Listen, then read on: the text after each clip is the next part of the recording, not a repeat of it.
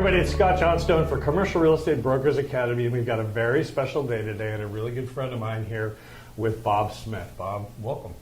Hi Scott, good to be here. Everybody in the business actually knows Bob as Smitty, so I may refer to him throughout this information, or throughout this interview as Smitty. But nevertheless, Bob is with CB Richard Ellis, CBRE. He is their premier institutional investment broker here in Orange County and actually in the Western region. I've known Bob for over 25 years, and he's always been at the highest level of the industries because he does some great things, not only for his clients, but for the other brokers that he works with. And if you do, the right thing constantly over and over throughout your career, you're going to get a reputation as being great. Bob has that reputation, and we're fortunate that he's joined us today because I'm going to ask him a few questions about, how he got into the business. But Bob also has a list of 10 sort of checklist items that he believes are maybe the foundation for being great in the business too, and I want to hear about those.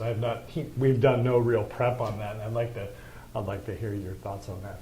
But before we get into that and so forth, I always like to hear the story about how a broker. We were talking to youthful brokers or people that are considering getting into the business, right? Students, the military, people in transition in career. We've seen people come into the business and they're, after being with a Xerox or an IBM or whatever. And in this economy, it's tough to find a job out there. The brokerage business is one of those businesses that is always hiring go-getters if they seem to have what it takes. And I always want to find out how a guy like yourself got into the business. What was your inception? What was sort of the idea? And then how did you go about doing it? Well, thanks very much, Scott, for the introduction. That was some nice, kind words. Very true. And really, I think you just have to take a check of yourself on what you like to do, what makes you happy, and what you're good at. So how I got in the investment sales business is because it's sales. And I always thought that I would sell something that was worth a lot of money, right, and then I would make a lot of money. Right. The higher the ticket item, the more commission dollars. Based on a percentage of commission, the more dollars you're going to make. That was how I did it too. Well, that was my root and fundamental thesis. So I looked around and I literally saw big buildings, and I thought that I thought airplanes too, by the way. Airplanes, buildings, and I thought that those buildings would be worth a lot of money, and I could sell those and make a commission. But just backing up a little bit, before I got in the commercial real estate business, I was an undergraduate at USC in the business school and went to work for an investment banking firm right out of school, doing mergers and acquisition work. Are they still around? No, the name was Peterson Deal Quirk and Company, and they've since disbanded. But that was a business that was selling businesses and not buildings, and that was a very complicated business, and I thought it would be a very interesting business to be in.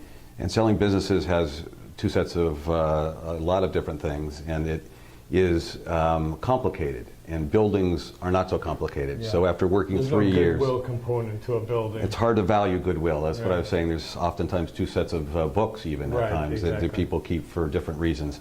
And it's a very complicated business model, selling businesses. So after a few years in that environment, I saw my friends in the commercial real estate business doing well, having fun, and a great fraternity of people. And I thought I would go into that business, and again, the buildings were large, the commissions were significant, and I made the transition in 1981, and I've joined CB Richard Ellis in October of 1981, so it's just 30 years this year. Wow, a couple of months beyond that, and I have seen a few cycles. Yeah, I was, in 80, it was hired in 86, so I was 5 years behind you, but it feels like yesterday. Actually, I can still remember the day vividly. See you in the next video here, and be the best academy and unlock your full potential.